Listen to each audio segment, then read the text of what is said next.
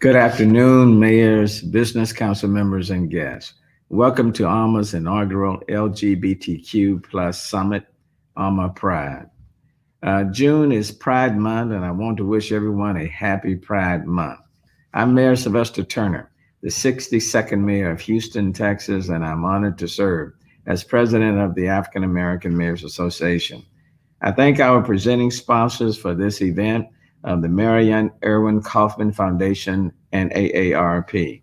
And I'm honored to host this historic event under my presidency. The achievements and contributions from the LGBTQ plus community have been essential in the fabric of making this country what it is today.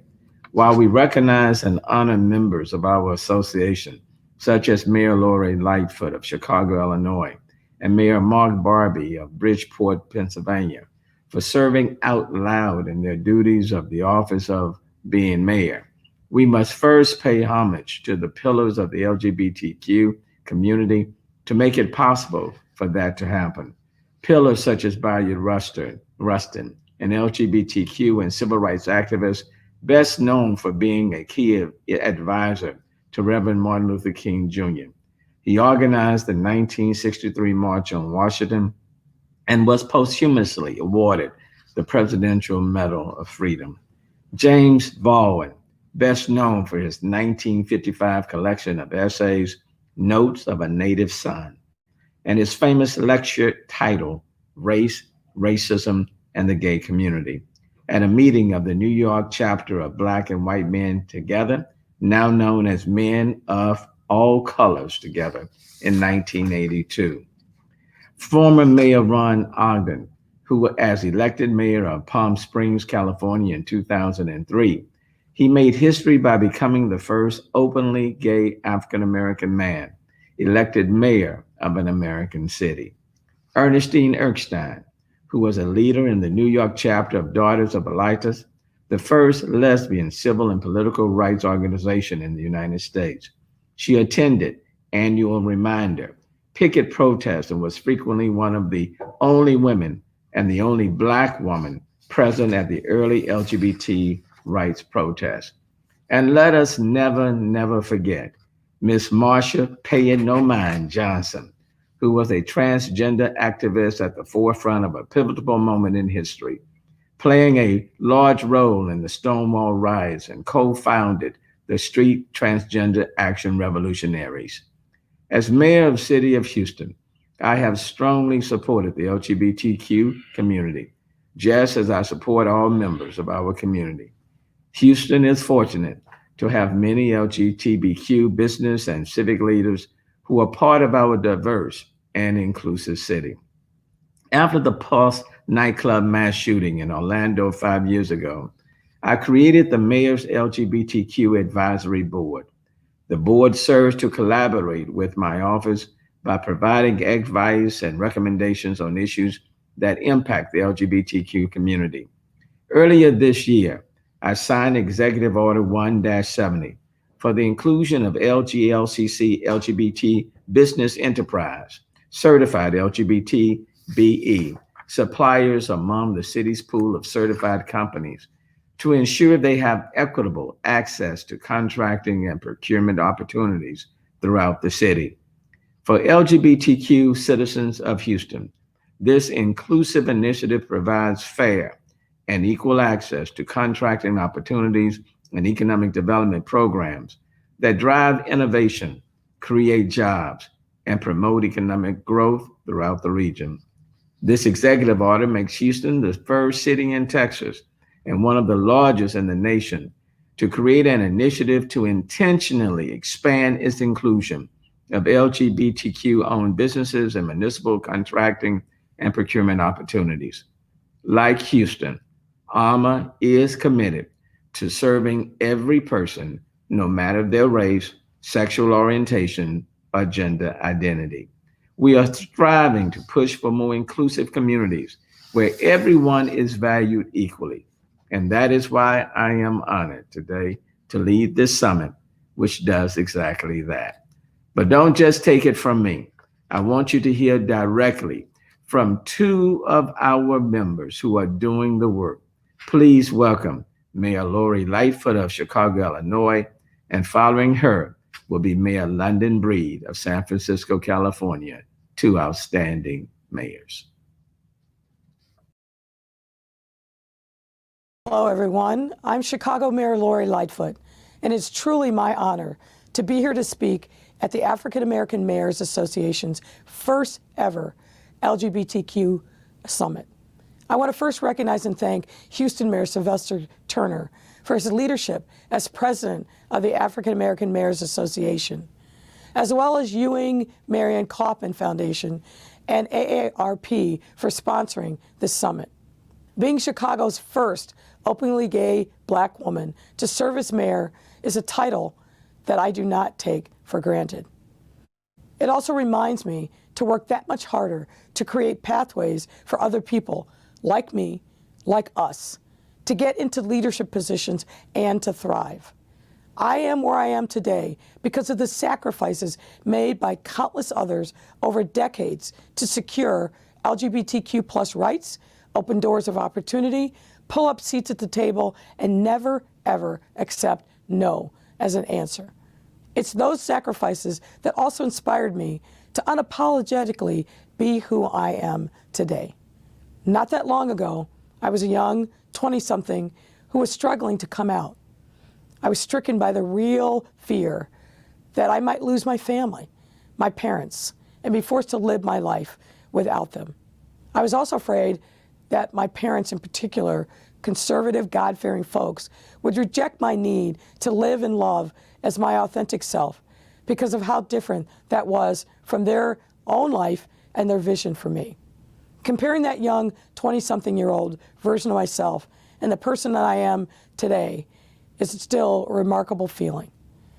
It makes me all the more determined to create a Chicago where all of our residents, especially those who identify as LGBTQ+, can also feel safe, supported, and most importantly, like they can express themselves in the truest, most authentic way possible.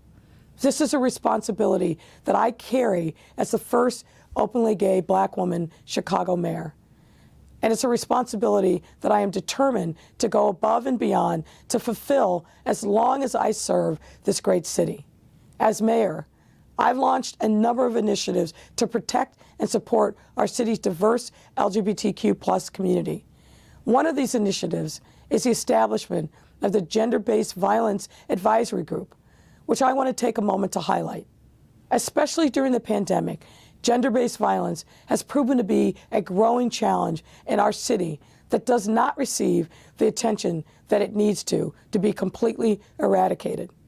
Gender-based violence impacts multiple historically disadvantaged groups, including the LGBTQ+ community, and needs to be properly addressed in order for Chicago to move forward in its mission to become the safest big city in the country.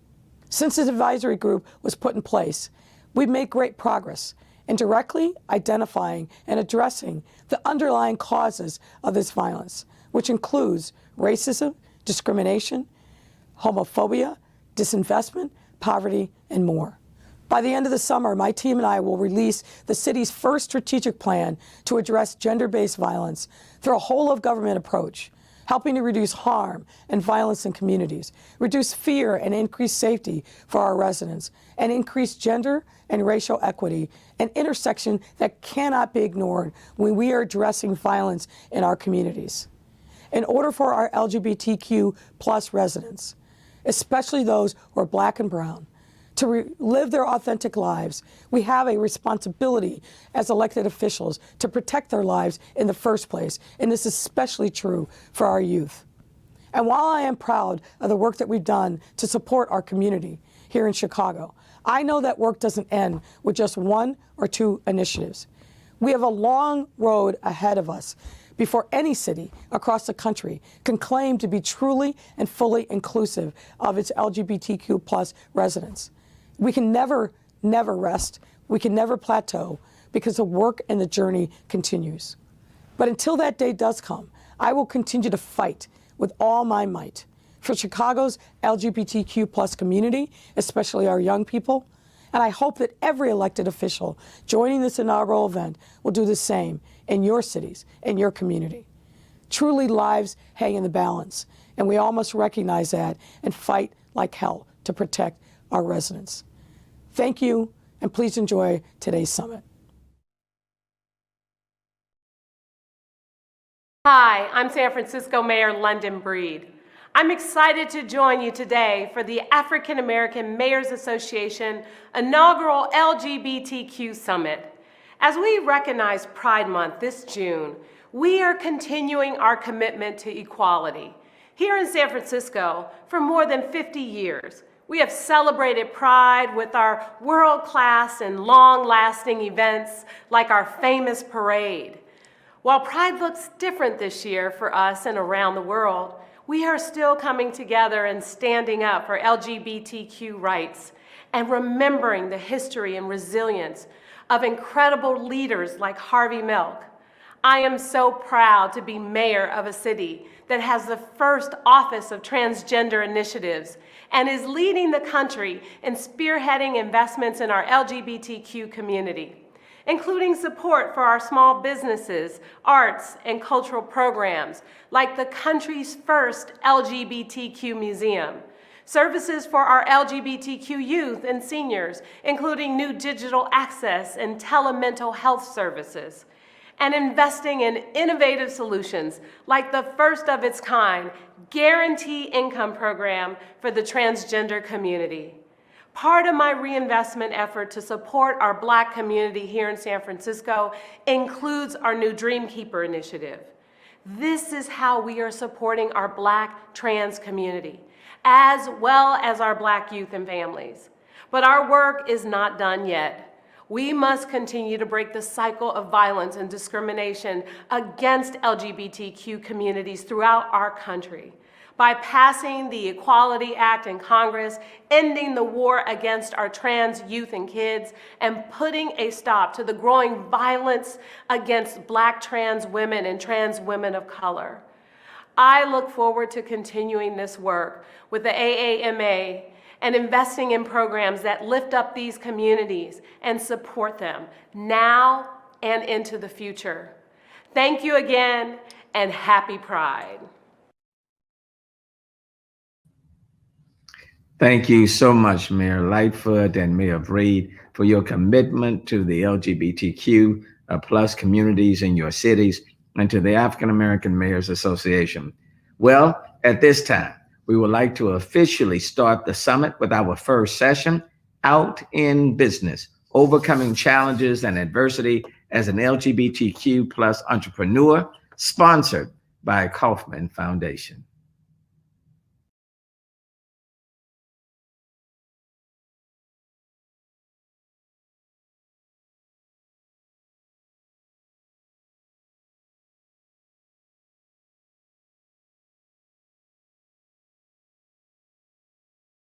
And distinguished guests, and happy Pride. Thanks so much for joining us for session 1 of the African American Mayors Association Inaugural LGBTQ Summit. I am Scott Keone Shigeoka. I use the they and the he pronouns. I am a queer Asian American small business owner from Hawaii, and entrepreneurship runs in my family. My grandparents sowed mangoes at the swap meet growing up, and my dad knocked on doors selling knives and encyclopedias. Today, I follow their footsteps. I run my own media and entertainment business. And I had the opportunity recently to be the entrepreneur in residence at GoDaddy. And there I hosted a docuseries called Made in America. And I also hosted a podcast called Business Curious, which focused on LGBTQ entrepreneurs and their fabulous journeys from passion to purpose. And I am so, so honored and humbled and grateful to be moderating today's session, Out in Business, Overcoming Challenges and Adversity as an LGBTQ Entrepreneur. And this is partnered with the Marion Ewing Kaufman Foundation and AAMA. So thank you both for putting together this incredible session and spotlighting the importance of supporting LGBTQ entrepreneurs wherever you are. So please join me in welcoming 2 really incredible people who I'm so excited to bring onto the virtual stage here. We have Demetrius, the CEO and co-founder of College Cash, and we have Andres, who's the executive director of Start Out. Thank you both so much for being here today. My pleasure. Awesome. Well, let's start with you, Andres. How has Start Out worked to build an ecosystem that supports LGBTQ entrepreneurs? And if you could talk a little bit about the why, like why does that matter? Why should we be invested in supporting LGBTQ entrepreneurs across the country? Oh, and you're muted.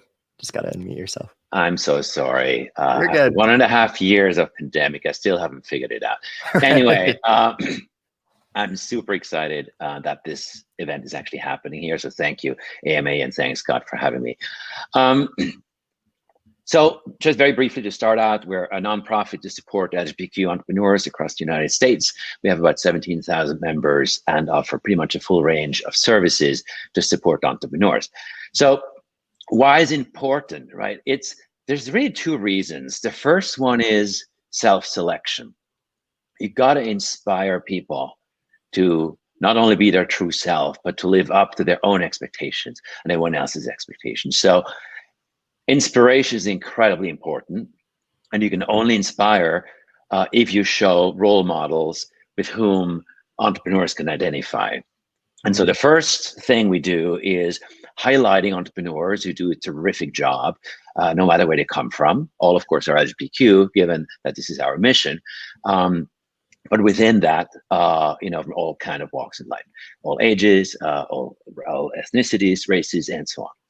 The second piece then is once you've inspired them, you better have their backs if they run into trouble. And so that's where you have a whole suite of programs, everything from self-serve networking services to events, all the way to mentorship and an investor portal and things like that. And at the top level, our growth lab, which is a 6-month accelerated programs. So that's how we're doing it. And we've had some wonderful success. And of course, like all other organizations, some challenges as well. And Andres, we're here with Demetrius. How do you both know each other? What's the connection between Start Out and Demetrius? And yeah, talk a little bit about that. Well, I'm actually a proud recent graduate of the Growth Lab that Andres was referring to. That's the 6-month program that, and I'll use a quote that I love using to sum up my experience, that I went into the program a founder and I came out a CEO. So it's been instrumental, life-changing. And when you think of what we were able to accomplish, both as a company and even personally over 6 months, versus the years that you struggle both personally and business-wise, I can't even tout the values and virtues of the program enough. So that's how we know each other. Basically, Andreas took a chance on believing in me and in my vision. Let me tell you, it is hard doing this work, I mean, you got so many challenges, so many struggles. So to have community, to have people that support you baked into that, I can see how that would help elevate you. And the work you're doing, Demetrius, at College Cash, so important, with so many people who are crippled with student loan debt, myself included. I spent years and years trying to pay that off, and it was so hard to even step into my own passion, my own purpose because of that. And there's this battle between lawmakers and their ability to forgive loans, and there's a lot of a cultural conversation right now on student loan debt. And I'm wondering, could you tell us a little bit more about College Cash and how the idea came about? No, absolutely. You hit on so many great points. College Cash basically came about because of my frustration with 3 things: social media, advertising, and student loan debt. Having experienced firsthand all of those, I have a background in finance and advertising, and my own student loan debt, my kids' student loan debt, you become almost a subject matter expert. And you realize that something is inherently wrong when you have so many people that struggle to pay back these loans, to the point that you talked about crippling debt and how people can't pursue their passion. And you're spot on. People coming out of college with student loan debt are, and this is statistical fact, they are more likely to put off starting a business, which impacts the economy and also family. They're more likely to put off getting married, engaged. They have trouble getting their first home, their first car, their first credit card. All the things that we look at as measures of success, what we should obtain leaving college, the student loan debt makes it actually harder for people to do. And so what I decided to do was build a platform that uses everyday behavior, things we are already doing to reduce student loan debt, not taking what you buy and rounding up, but no, what if you don't have the ability to buy anything? I built a platform for those people, the people who struggle to even make $10, it's a difference, gas or food in that week. The people who are doing gig economy work, driving for 3 different services and still working 2 jobs. This is who I built this for. So with College Cash, you have the ability to engage with brands through user-generated content campaigns, the same thing that people are doing on Instagram and everything else. But you're also able to now basically earn student loan money by gaming, by being a gig economy worker, doing everything you're already doing, just having a different benefit of it. And so we are actually quite proud that we came up with the concept, we were fleshing it out, we were building it, and going through Growth Lab, we were able to really get the visibility that we needed, the support and the mentorship, and we've been able to hit great strides since then. But pretty much this is for everybody. Yeah, I just so resonate with that, because for me in my own journey, I did not start a business because of my crippling loan debt. And I was like, wow, there's so much risk involved there. There's so much weighing on me emotionally, spiritually even. I was like, how can I even think about taking on something new, birthing something into my life when I got this 5-digit thing to take care of, right? And it wasn't until I started to really take that under control that I was able to start my own business. And I always wished I could have started earlier, because now I'm giving opportunities to other people. I'm entering into my calling. I'm providing really meaningful impact to my communities and the world around me. So I love the work that you're doing there. And Andres, you saw Demetrius go through this lab, right? And go through this experience and now graduate. I mean, what have you witnessed or seen from Demetrius or folks like Demetrius who are going through this program? What's the transformation that's happening for them?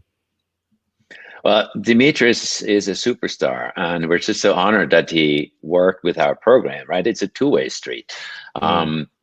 So what you see, this is really important, is no matter how hard we try to put on a great program, have some of the best resources come in, make the connections.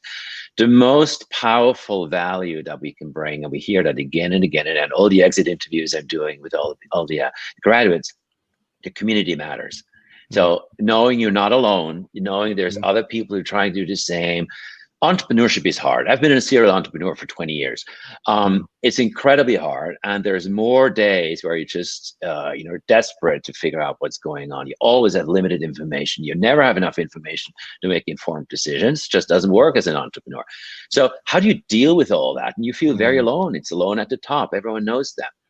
So that what we see is the incredible transformation, the incredible give and take, the incredible mutual support, and that's universally true, and that is credited most often as the most valuable takeaway from that program. I think that you're so right. This journey is so difficult. It's so challenging for so many reasons. It's even more challenging too when you're an LGBTQ entrepreneur, and there's so many opportunities because you are an LGBTQ entrepreneur. You're seeing things that other people can't. You're making connections that other people can't. But there's also these hurdles and these struggles that are seeped in discrimination and homophobia and transphobia and systems, whether it's access to funding and wealth, or whether it's the barriers that you face because of the hate and the discrimination that people have for people like us, for the ways in which we live in the world. And I'm just wondering, could you both just talk about, you're both entrepreneurs, you're both a part of the LGBTQ community, what's been a struggle that you've overcome?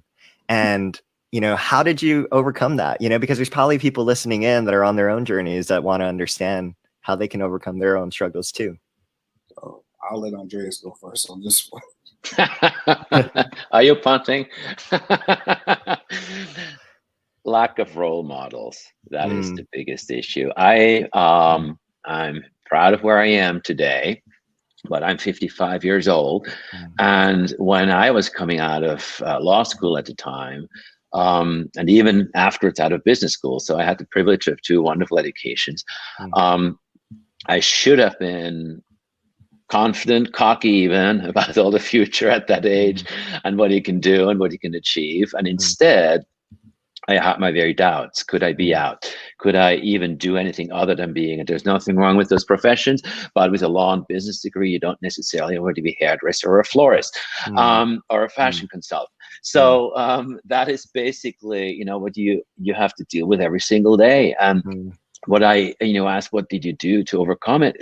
Like what we all do, what all underrepresented people do. They work extra hard, go the extra mile, and, you know, spend, you know, I don't know how many Pride Sundays or Saturdays have actually been at the office listening to the parade and finishing that extra, you know, proposal or trying to get more money or whatever it was. And so you work extra hard, you build up this incredible, you know, those walls around you not to get impacted by all the adversity and just power through. And that comes at its cost. But I think that's pretty much what you had to do. Today, I really hope that there's more support systems that I mentioned before, what Dimitris went through, and there's more acceptance, but we're far from done. And that's basically what it was. No silver bullet. Right, absolutely. What about for you, Dimitris? This is an interesting question because besides being a member of the LGBTQ community, I'm also Black. So this is a multifaceted question for me. And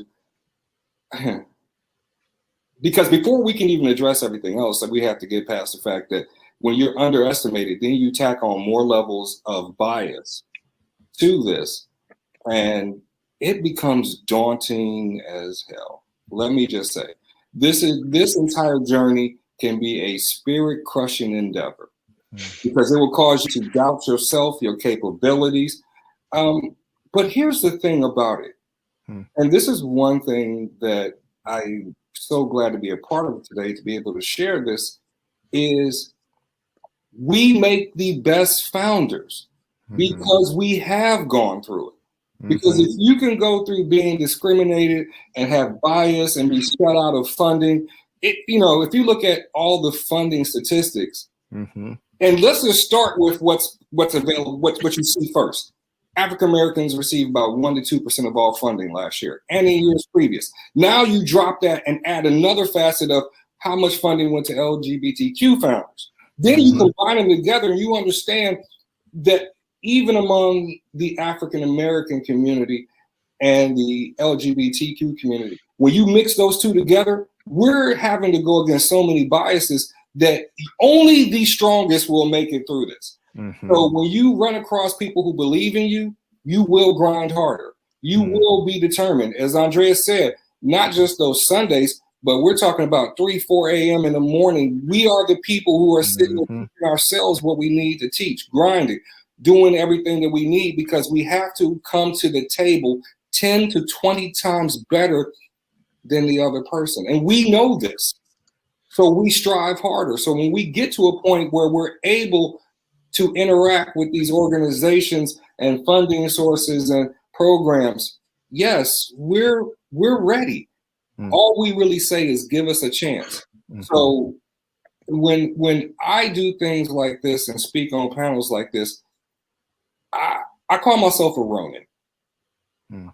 I do. I call myself a Ronin because I fight for everybody.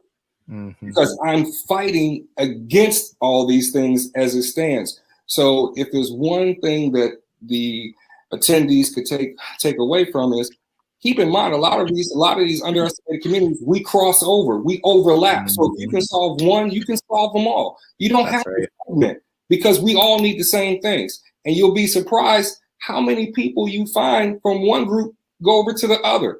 And this is just a personal thing for me. Andreas, you know this. Prior to being in Growth Lab, I had never publicly came out. The day I applied was the first day, when I checked that box, was the first day that I publicly acknowledged it.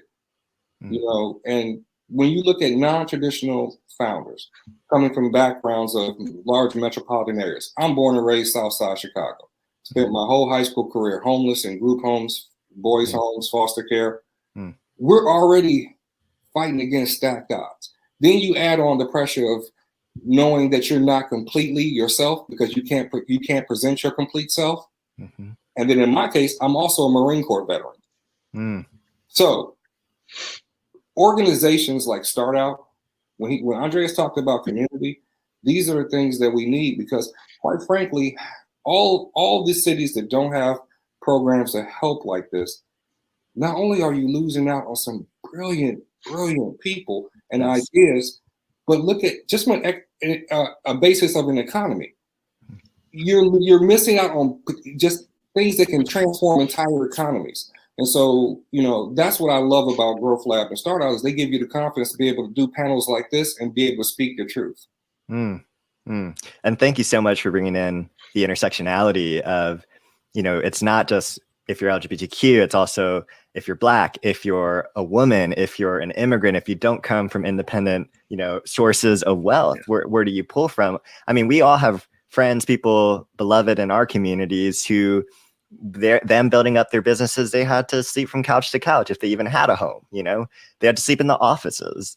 They had to be asked for their dead names. They had to be told flat out no because of the ways in which they're choosing to live their truth. Right? There's so much that we face in a system and in a society that is deeply entrenched with racism, with homophobia, with transphobia, with sexism, all of these things that we're all trying to actively fight for. And by giving the opportunity for us to hold the mic, to share our truth, and to also live it, right? To have access to capital, to actually do the work that we're meant to do in this world, right? To give opportunities to others. When people make that investment in us, it actually has a ripple effect. It has a ripple effect, not just to people like us, but to all people who are feeling like they've been excluded or they don't belong, right? You're able to provide that to everybody. And it's interesting. It's so prevalent, and it's just think what could be done if everybody said, you know what, people lie, numbers don't lie. If you look at the numbers, it's right there in front of you. All the underestimated communities, we need support. Yeah. I'm glad you're bringing up numbers. So we actually done some research. Two numbers stand out. One is less than 0.5% of entrepreneurs in major high growth entrepreneurs identify as out LGBTQ, which is ridiculously low. The other one is over a span of 5 years, it was from back in 2016, over 1.1 million jobs were lost in areas that were unwelcoming to LGBTQ entrepreneurs, and they all went to New York and Austin, Texas, and Chicago and San Francisco and other places like that. So what it happens to, I know there's a lot of mayors on this call from areas that might not be San Francisco and New York.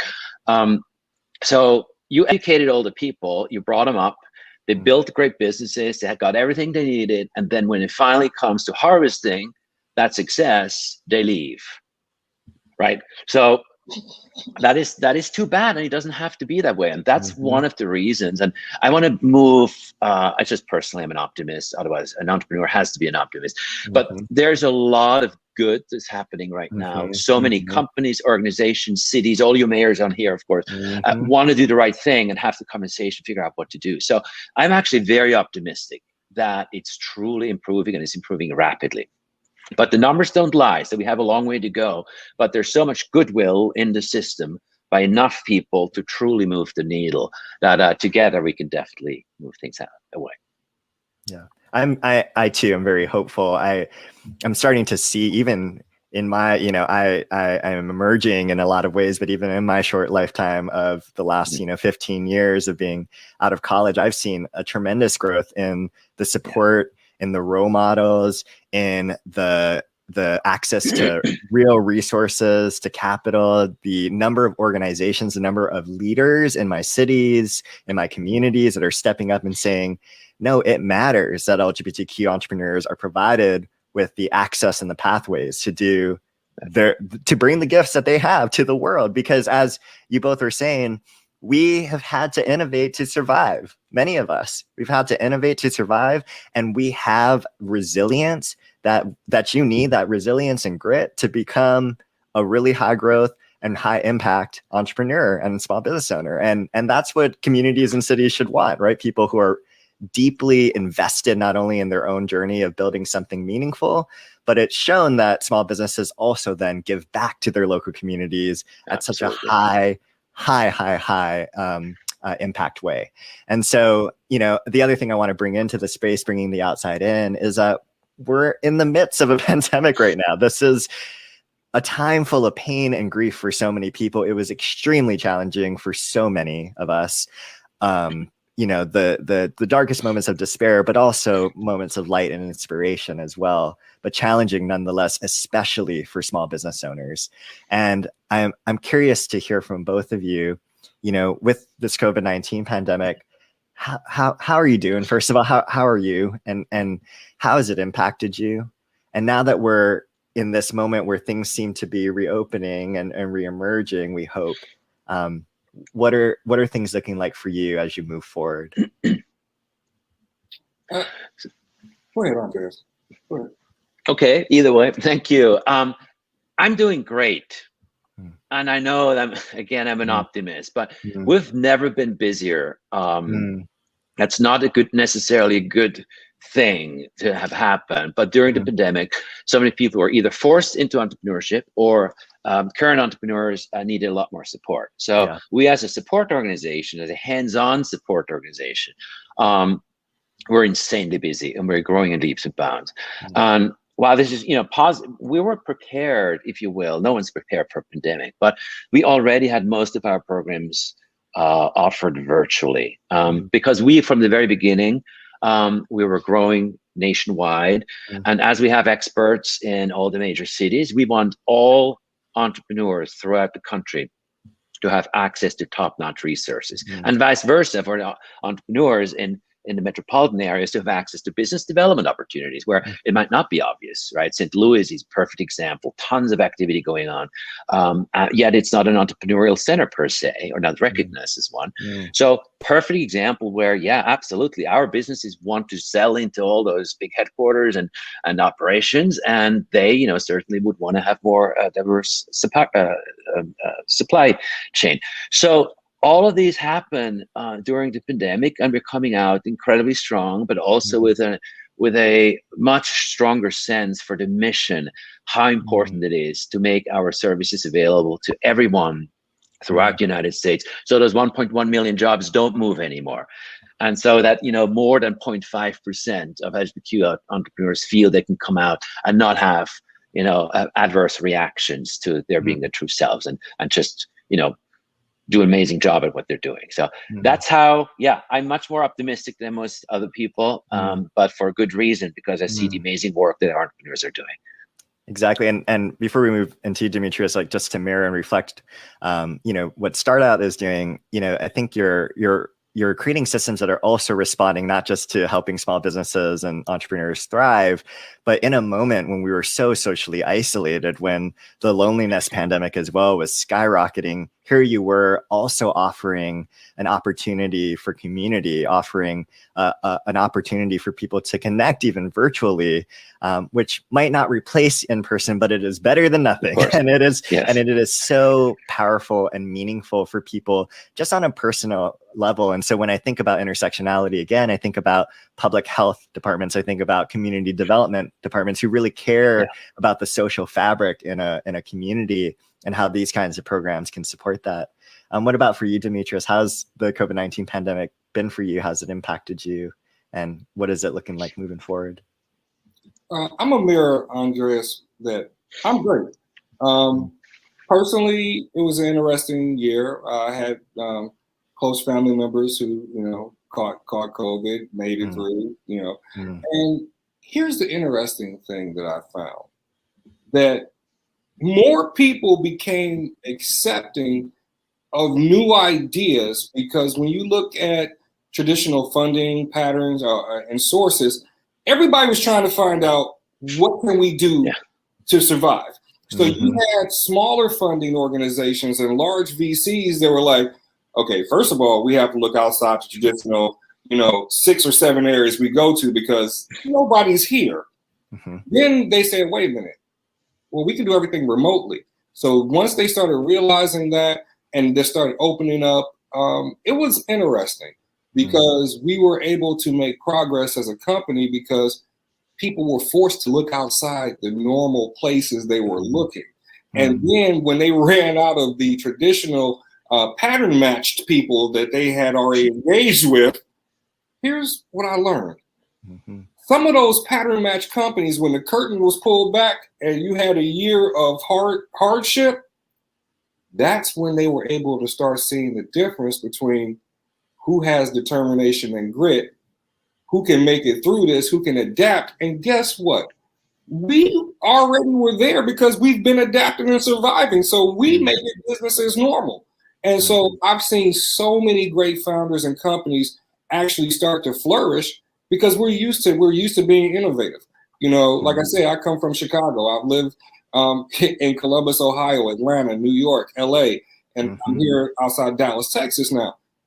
You have to be able to innovate. And we were starting to get recognized for that.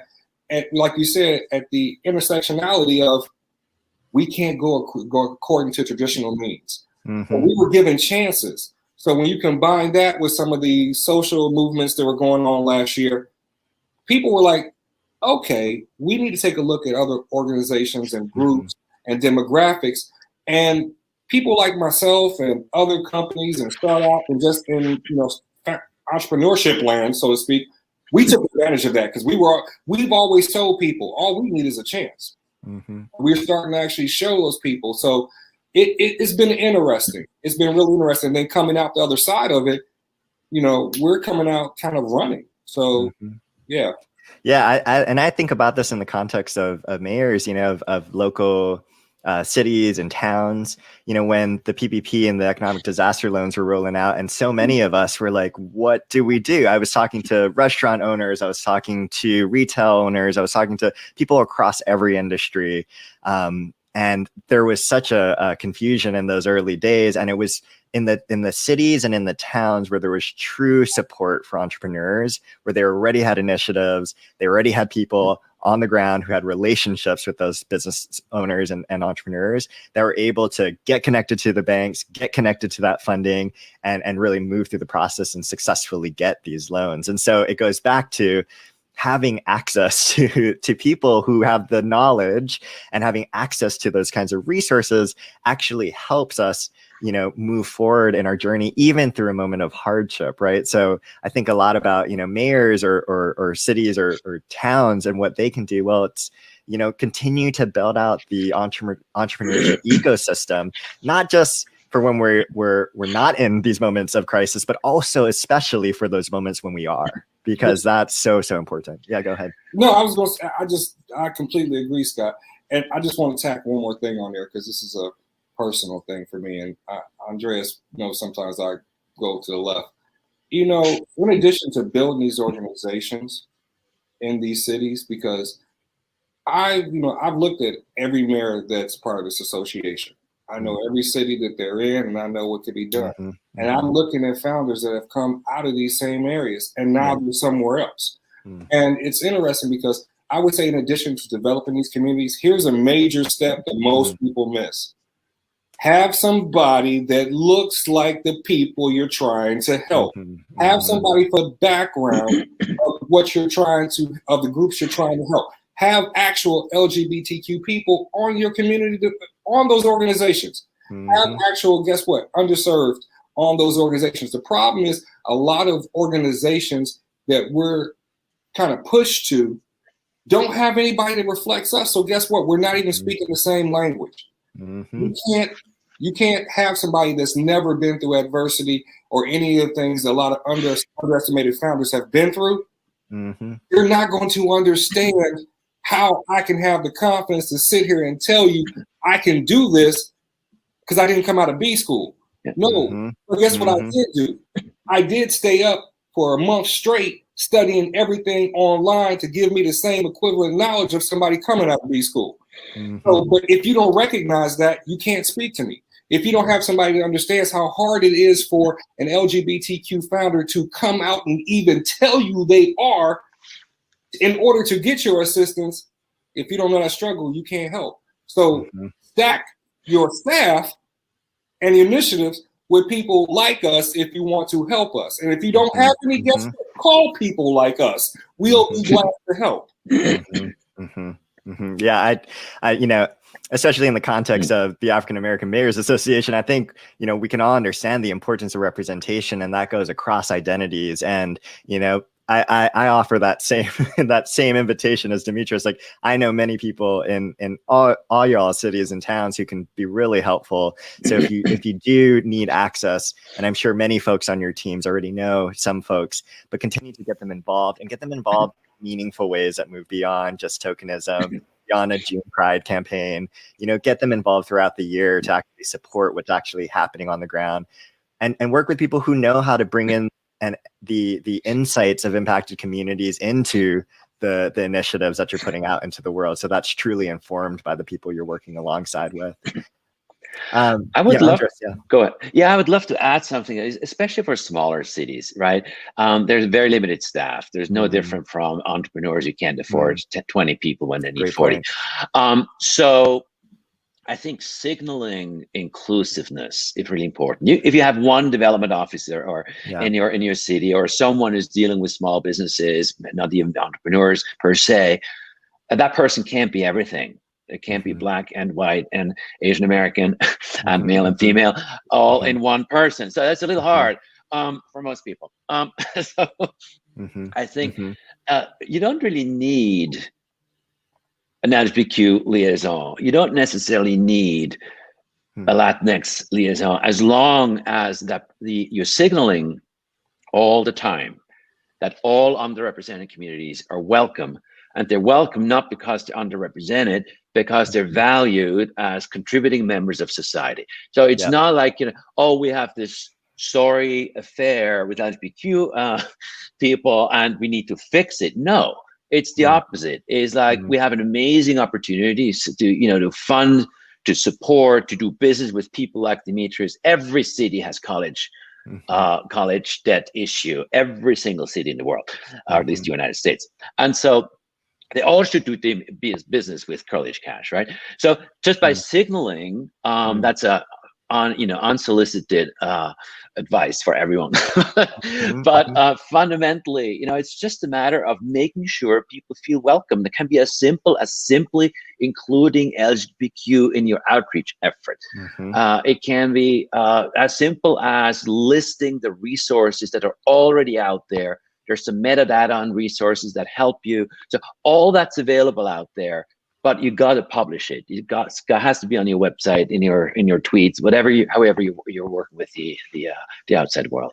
Yeah, and I would say that comes from a genuine curiosity, right? A desire to want to understand people who maybe have a different perspective than you, asking really powerful questions that help you understand how do I message this? How do I actually bring visibility to your community? How do I actually support you? What do you need? What do you want? And I think those kinds of questions that come from a deep sense of genuine curiosity will help you, whether your team is just a couple of people in your town office or whether it's a really massive team, to figure out what your steps are to move forward on this.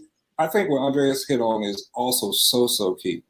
Do not create programs and initiatives as if you are doing a favor to communities. Do it because you see the potential of what engaging with us can do for your city, your economic base, your entrepreneurial base, your downtowns, your tech hubs that you're trying to create. Because here's the thing. All of the entrepreneurs in these major cities, Dallas, Austin, New York, LA, San Francisco, here's one thing. We didn't all start where we are. We came from areas that now, when you look back, could have benefited from the 6, 7, 8-figure revenue we're bringing to the local tax base. And all because a conversation was missed. And and I love how you guys put it, that yes, you may be short-staffed. You may have 4 people that can actually do this. But here's the benefit. You have organizations and people who you can reach out to and even work in conjunction with and ask them the hard questions. Because nobody wants to be say, hey, we're going to work with you. But then when you get there, they treat you like a charity case. And I'm going to use this example. And this goes back to, we would love to fund you. we have this minority fund starting in 2 months that you'd be perfect for. Mm-hmm. Okay, so let me get this straight. I'm not good enough for your regular money, but I'm good enough for money. See that you've insulted us and you didn't know you did it. So don't do things like that. Just reach out. We are everybody. And I say that and I mean that literally, because we are everybody. Because if you had gone back a year, people wouldn't have known I was part of the LGBTQ community. So you never know what you're missing out on and who you can engage with. And now I work with other founders. I work with other people who are coming out. I work with those people because guess what? Me doing this empowered them to do what they do. Yeah. So, yeah.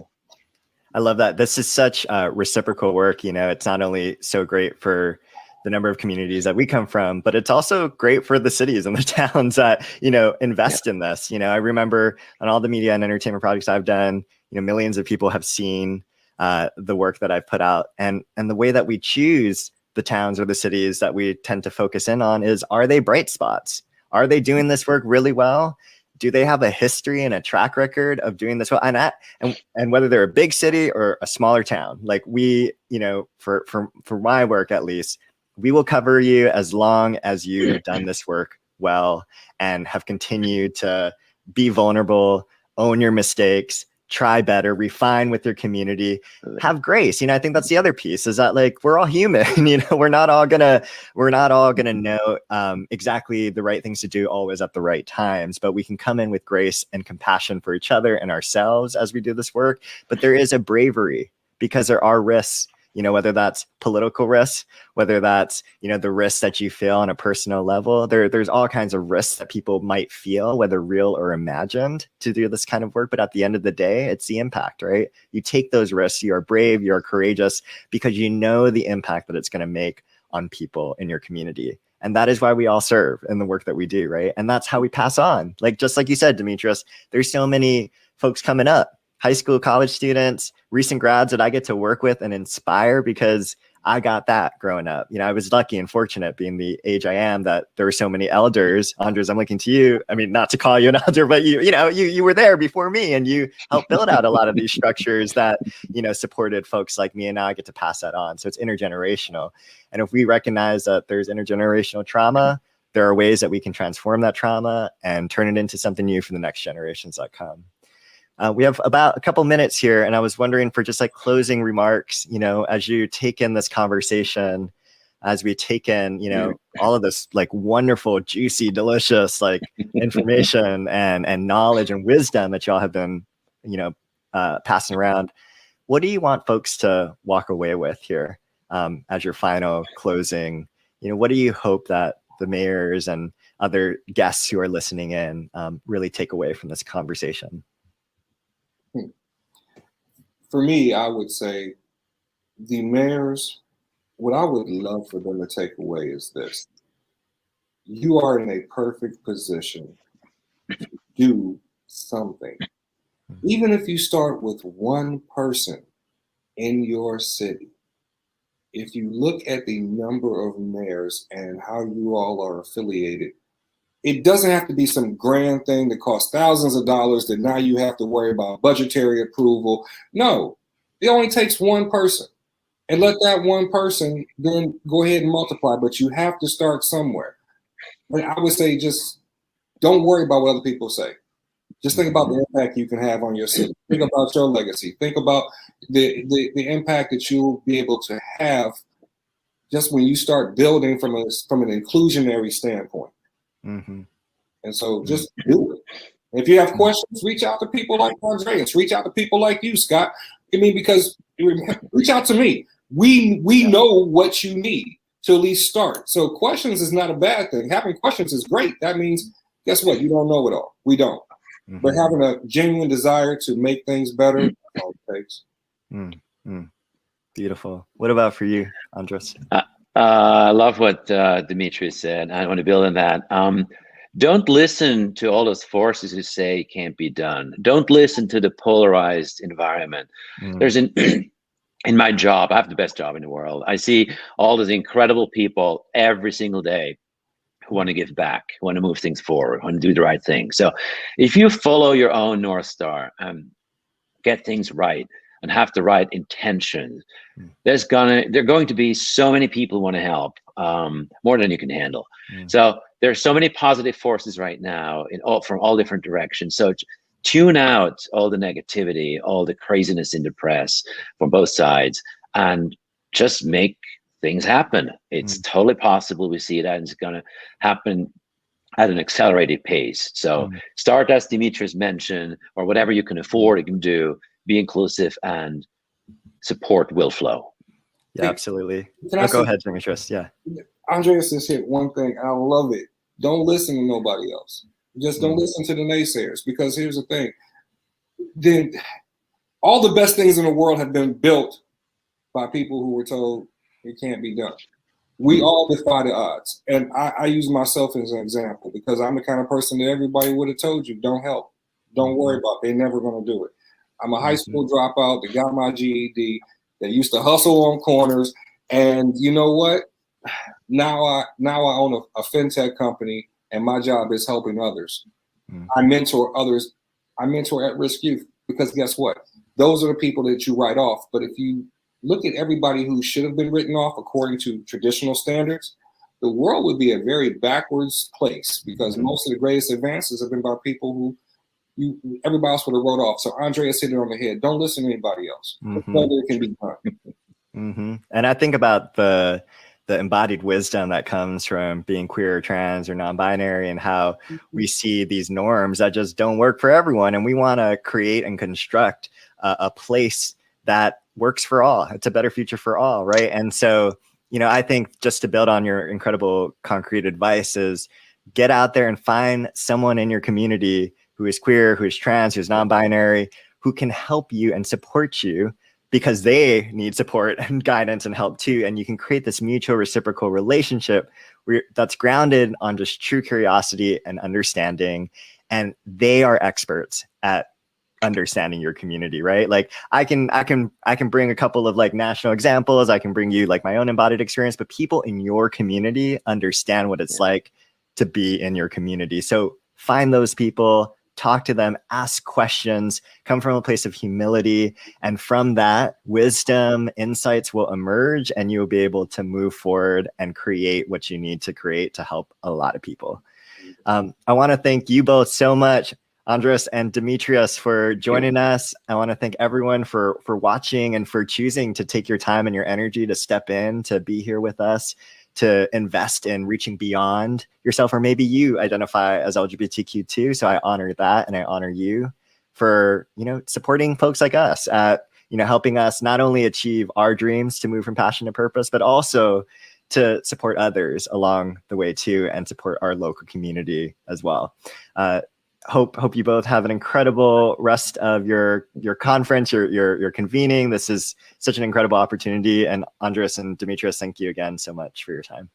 Thank you very much.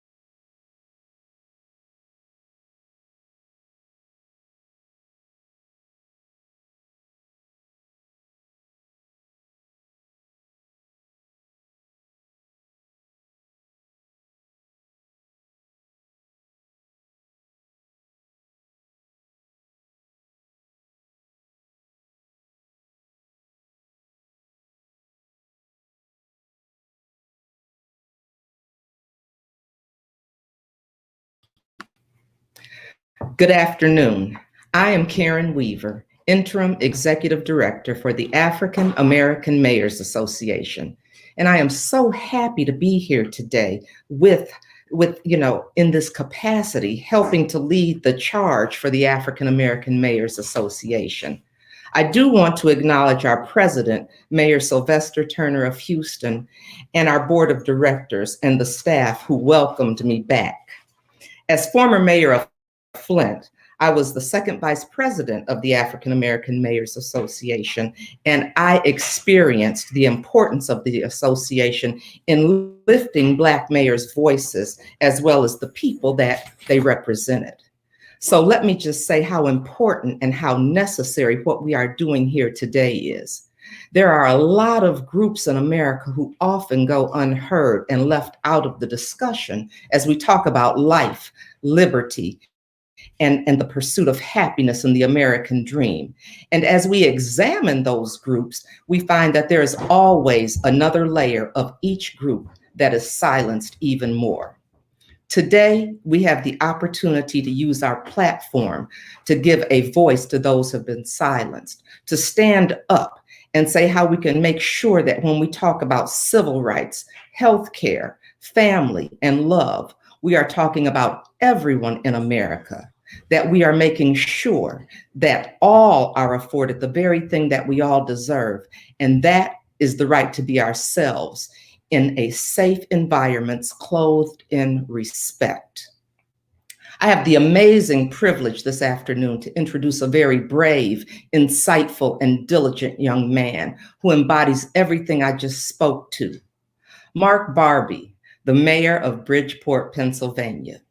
He was born in Rapid City, South Dakota, and he grew up a military brat, moving to Pennsylvania as a teenager and then to Bridgeport in 2010. He was elected mayor in 2017 after serving one 4-year term on Borough Council. Mark was elected to Borough Council in 2013, and he is the first openly gay African-American candidate elected to serve in the Commonwealth. He is the youngest first African-American and first openly gay mayor to serve in the borough of Bridgeport. Mayor Barbie has fought to ensure that the American dream can become actualized for all.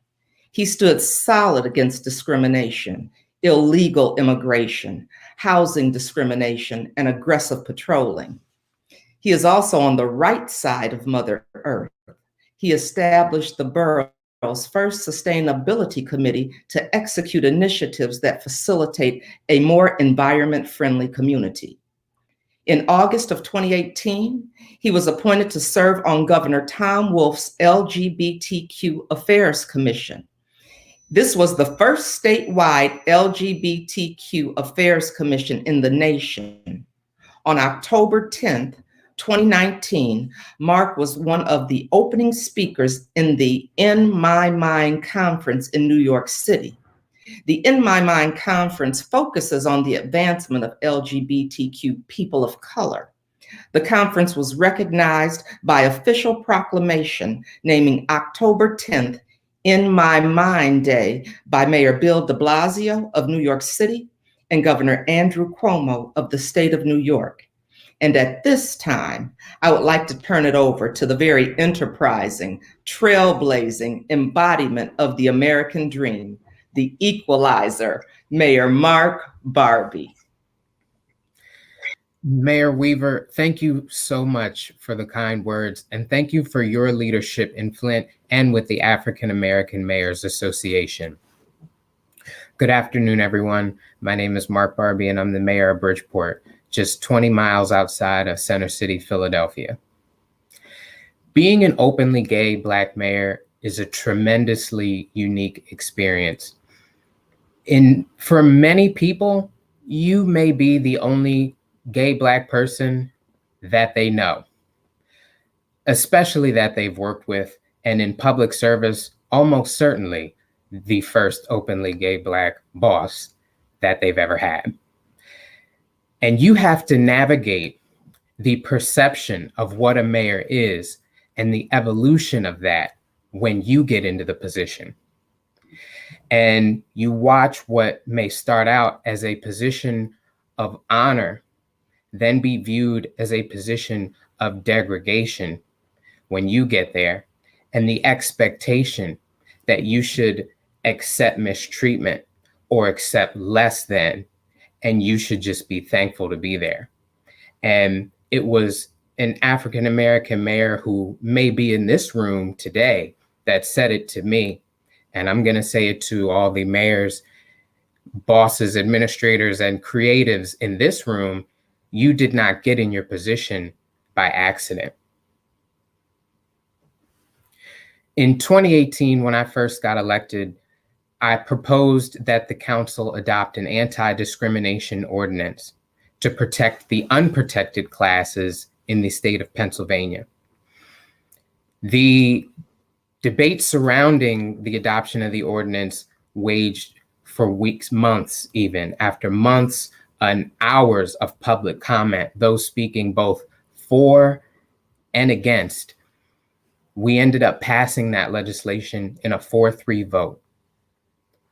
Following the passage of that legislation, the meetings began to get more tense, and I was the center of the ire more often than not, so much so that the conflict began to garner national attention.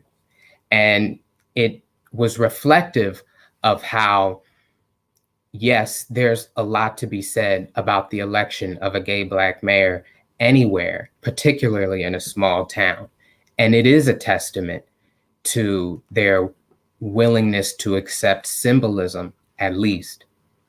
But it is also reflective of how sometimes that voice is the deciding factor between acceptance and tolerance in that scenario.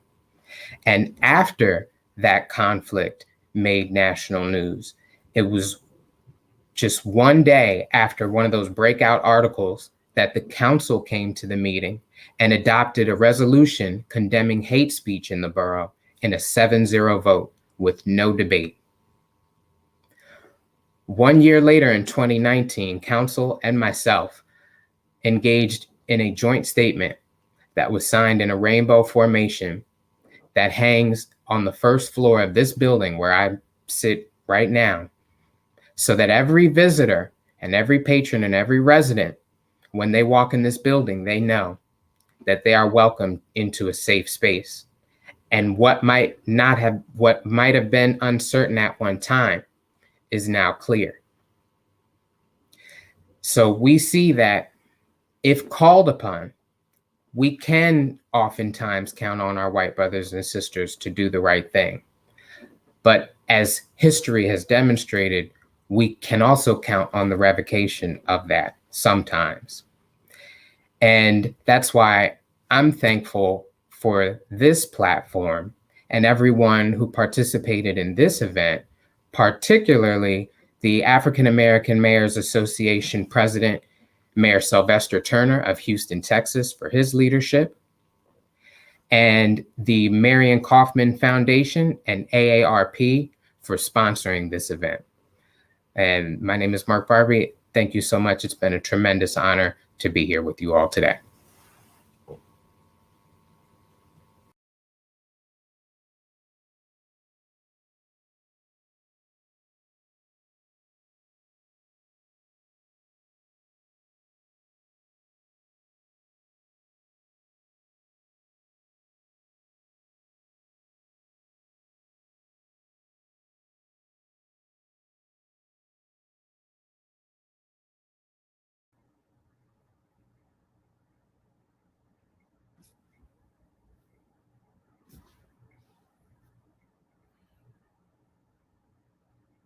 Happy Pride, and thank you for joining us for Session 2 of the African Americans Association's inaugural Pride Summit.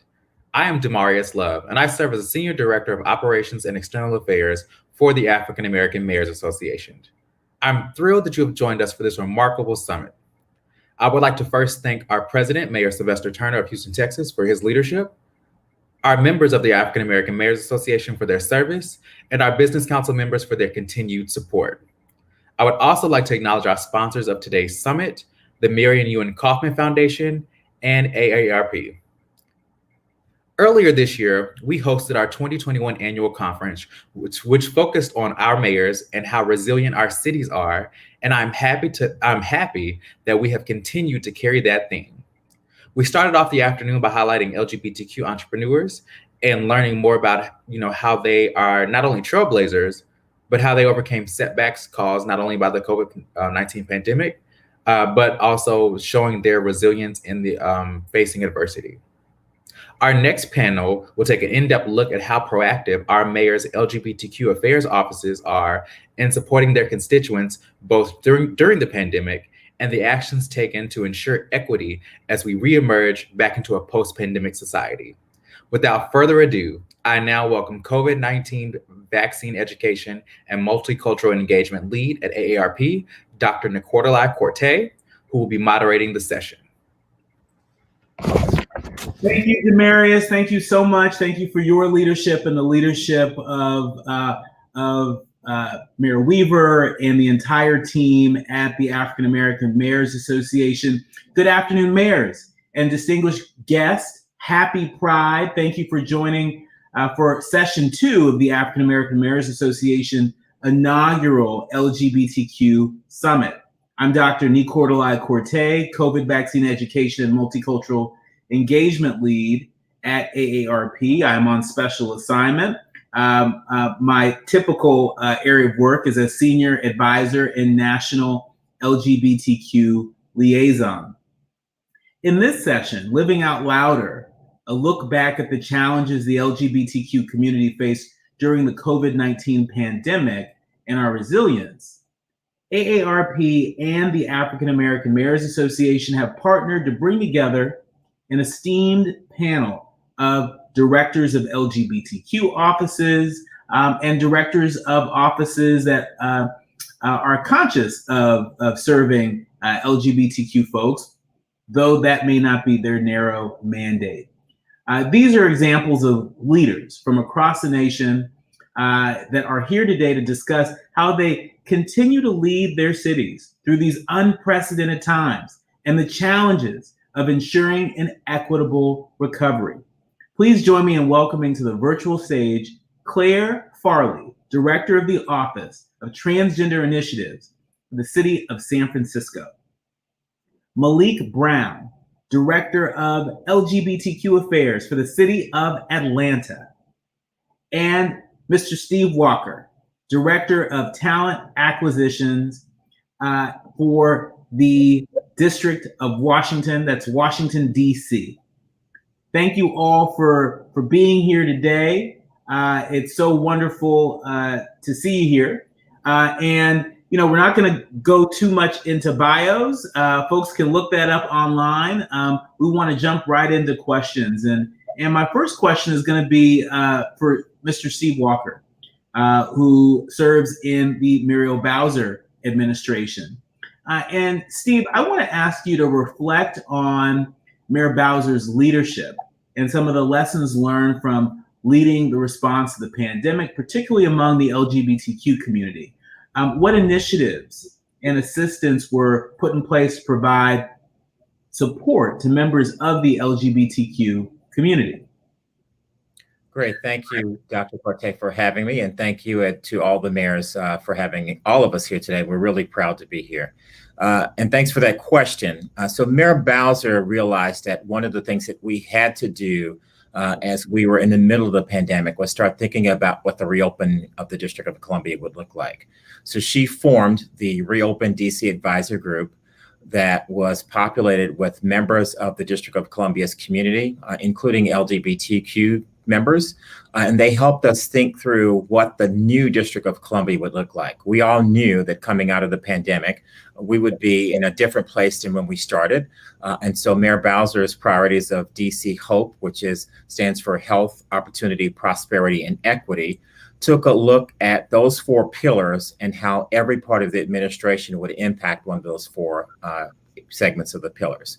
We also knew that one of the things that happened specifically with community-based organizations serving the LGBTQ community, that many of them were directly impacted with resources during the pandemic. Some of the donors may not have been available, and some business owners were directly impacted as we were forced to do some closures due to the coronavirus. So Mayor Bowser's initiatives around reopening, including the DC Hope Grants, that provided resources to community-based organizations that were providing a variety of services targeting to the LGBTQ community. We also worked with our businesses, including many LGBTQ-owned businesses, in providing grants and other forms of assistance to help serve as bridges as they were starting to reopen and rehire staff. As the mayor started thinking about the other big issues impacting the District of Columbia, whether it was housing, services to persons with disabilities, and more importantly, serving services to those of our aging communities, all of whom were, again, directly impacted by the pandemic. One of the things that we knew we were blessed with here in the District of Columbia were fantastic directors of each of those agencies who happened to be LGBTQ. So they were able to not only provide their professional leadership around housing or disability services or services to the aging, but also their personal reflections as members of the LGBTQ community. So Mayor Bowser's efforts were directly impactful to the community, and we continue to try to come out of this pandemic stronger than when we entered. Yes, and shout out to Sheila Alexander Reed, who's now the former director of the Office of LGBTQ Affairs, who was a part of helping to lead those efforts, have really made a difference right here in Washington, D.C. Same question to you, Malik, and welcome. It's no secret that, Mayor Bottoms, has been out front, valiantly, educating communities and providing, opportunities for folks to, get their vaccines, if not get the information if they need to make that decision for their families. Can you reflect a little bit on Mayor Bottoms' leadership and some of the lessons learned from leading the response to the pandemic, particularly among the LGBTQ community? If there are any initiatives that were put in place to provide support to the community, please tell us a little bit about them. Yeah, thank you. And first of all, thank you all for just having me. Thank you for the mayors who are participating in this important conversation. And thank you to my colleagues, Claire and Steve, for just joining in this conversation. A lot of you saw that Atlanta's COVID-19 response did play out in the media. You saw that we oftentimes were met with challenges from our friends at the state of Georgia. And so a lot of that you saw play out. And you also saw the mayor's leadership front and center. I can't talk enough about how just great she is as a leader overall, but especially during the pandemic. Was really proud to be a part of this team and to see her. And so, yeah, absolutely. Some of the things that we did specifically for the LGBTQ community, one, just knowing that the LGBTQ community was disproportionately affected by COVID-19. HRC put out some data that said at least 40% of LGBTQ adults were in industries that were absolutely devastated financially by the pandemic. LGBTQ people of color were 150% likely to receive some form of a pay cut during the pandemic. And then more than half of trans Americans lost hours at work. So really, really financially devastating for our community. And so some of the programs that we put into place pretty quickly, we made sure that we got PPE in the hands of LGBTQ small business owners and nonprofits and community leaders. We made sure that we put out grants so that people could have money, especially small businesses in our creative community, which is oftentimes filled with LGBTQ people. We put together an LGBTQ COVID-19 resource guide that showed people where they could get, a meal or grants or any number of services or resources that would be specific to the LGBTQ community. And one of the things that I'm most proud of that Mayor Bottoms did was she hosted Atlanta's first ever LGBTQ Opportunity Fair during the pandemic. And that really brought together our corporate community, in our nonprofit community to provide over 800 job opportunities to LGBTQ people here in Atlanta. And so that's one of the initiatives that I'm most proud of. That's excellent. That's excellent. And what really comes through very strong, Malik, is that there's clearly a lot of intention that's been put into those programs and those services, you know, where sometimes I think leaders at all levels of government, you know, seek to cast a wide net. I think that's one example of the difference that directors of LGBTQ, offices of LGBTQ affairs, I think that's one example of the difference that it makes, is that you're able to be more targeted with where you deploy resources. And so thank you for sharing that. Same question to you, Claire, and welcome. You know, I'm originally from the San Francisco Bay Area, so it's always nice to see somebody from the Bay Area on the panel.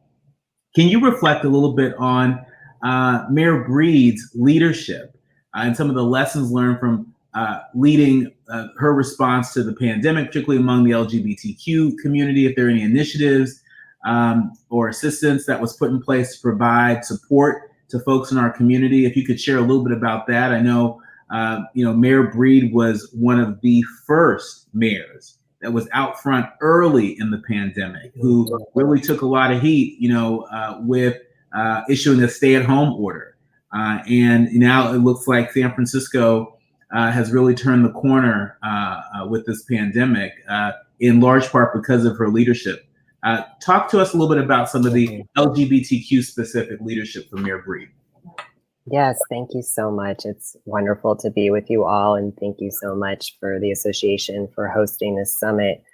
Yeah, it's been quite an honor over the last kind of year and a half that we've been working through the pandemic to really see Mayor Breed's leadership and how it's really evolved over this period. I think, you know, as you mentioned, I think we were very quick in action thanks to her leadership to really move forward with the stay-at-home order early.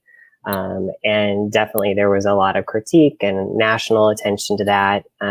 But I think that we held strong. Many of our nonprofit agencies and community-led organizations had less than 24 hours to really shift their entire operations to shift to virtual opportunities. And so I think several of the places where Mayor Breed and our team has really worked to try to create equity through the processes in our COVID command center. As city employees, we're all disaster service workers, but we really wanted to make sure that we led with equity through that work. So there was an equity office within our emergency response, which was led by Dr. Grant Colfax, who is a member of the LGBT community and led the HIV efforts during the epidemic. And so really looking at how do we have a holistic approach from testing to making sure that we're asking gender identity and sexual orientation as folks are getting tested so we can see that data all the way to vaccine access and accessibility. We're at over 80% at this point of it, at least first dose for eligible community members. And I think that's a testament to San Francisco's history. If we look at the AIDS epidemic and how community really came together to really think, how do we support each other, not just relying on government or organizations, but how as a community do we step up and support and make each other safe? I think a couple of the initiatives that I was really excited to be a part of is we did a private-public partnership with the organization to support seniors. So we did a volunteer matching program with a senior tech company that provided food and medical supplies and prescription drop-off and virtual calls. And we had over 1,000 volunteers a part of that program. We also created an Lgbt Coalition. So we had weekly calls to address COVID response and did food relief and other efforts to make sure we were getting cash into the hands of our trans Latinas and Black trans women and others that were either out of work or the pandemic just really exacerbated the existing inequalities that were faced. So I'm really proud of the work we did. Obviously, I think it really as Malik shared, lifted up a lot of the inequalities and discrimination that were already in place. We know that 70% of Black trans women and Latinas said they can't pay their bills at this time. Unemployment in the trans community is 3 times the national average. So I think all of these are really good reminders of why our offices exist and why the work needs to continue. Thank you for that, Claire. And now I want to go back to Mr. Walker to learn a little bit about what the state of play is in the LGBTQ community on the COVID vaccine front. Have we turned the corner on vaccine hesitancy, or are we still having challenges? I know, Washington, D.C. versus Atlanta versus San Francisco, there are similar challenges, but also very different challenges. And so we'd love to hear you all sort of point out those similarities and distinctions, starting with you, Mr. Walker. Great, thank you. So Mayor Bowser recently launched an initiative focused on persons who are vaccine delayed. And I use that word versus hesitant. We realize that there are some factors that cause people to not have yet accessed their vaccination. So Mayor Bowser launched the DC COVID-19 Community Corps Ambassadors. We have hired 180 persons who are out knocking on doors every single day in Washington, D.C. through partnerships with community-based organizations, one of which focuses on young LGBTQ persons, including trans persons. And so not only are they speaking with their peers, who they know, but they're also going out into the community and knocking on doors and talking to people about why it's important to access the vaccines. 3 great choices, all of which are safe, all of which are effective, and all of which are free in the District of Columbia. And so the mayor launched this program to make sure that people are aware that they have an opportunity to go to one of the many sites in the District of Columbia that offer free vaccinations every single day. And we also launched a series of incentives to try to increase persons accessing these vaccines. So everyone who gets a vaccine at 3 of our sites can get a cash debit card or entry into some sweepstakes, including a vehicle, free groceries for a year, and free transportation services on our metro system. So we know that these are some ideas and other suggestions that we have gotten from community members to make sure that we're engaging residents door to door, person to person, and talking to them about the importance of them getting vaccinated. As I mentioned, LGBTQ persons are included in that ambassador corps and as part of our advisors when we're talking about how to implement this program more broadly. And so I'm sure that our sister cities here with the killer bee mayors, Bowser, Bottoms, and Breed, well done there, are all doing the same thing, making sure we're engaging our residents around the COVID vaccination.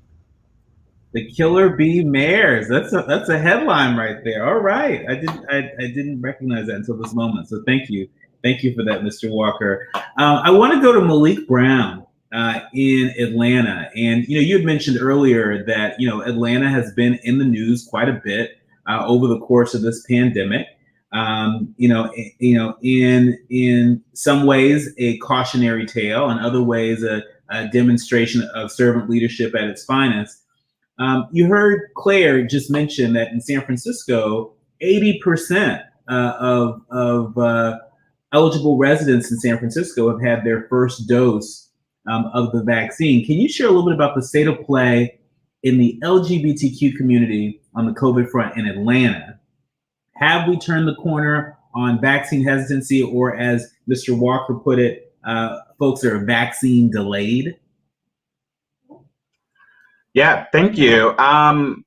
We talk so much about Atlanta being the LGBTQ capital of the South, which we're so proud of, and we have a large and diverse LGBTQ population, or I should even say LGBTQ populations. But in talking to our medical professionals like Emory University and Fulton County, unfortunately, there just isn't data being collected, and this is a national problem. There isn't data being collected on LGBTQ people, especially around vaccine intake or even vaccine hesitancy. So I'll say that, vaccinations are going well. There are some communities, especially communities of color, where the rates are lower. That vaccine delayed term that Steve used, I think, applies here. But yeah, communities of color, for a number of reasons, are lower in Atlanta than others. I'll say, one of the things that we're really proud of is our outreach during the pandemic.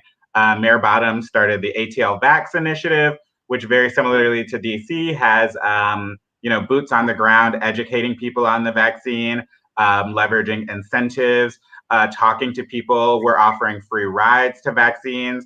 You may have seen in the news that, in one of Mayor Bottoms' meetings with President Biden, she asked for a mass vaccination site. And we got that here in Atlanta at the Mercedes-Benz Stadium, which is our huge stadium here. I think they administered over 300,000 shots. The last time I checked, our immigrant affairs team has been engaging the immigrant population, giving them free groceries in addition to connecting them to vaccines.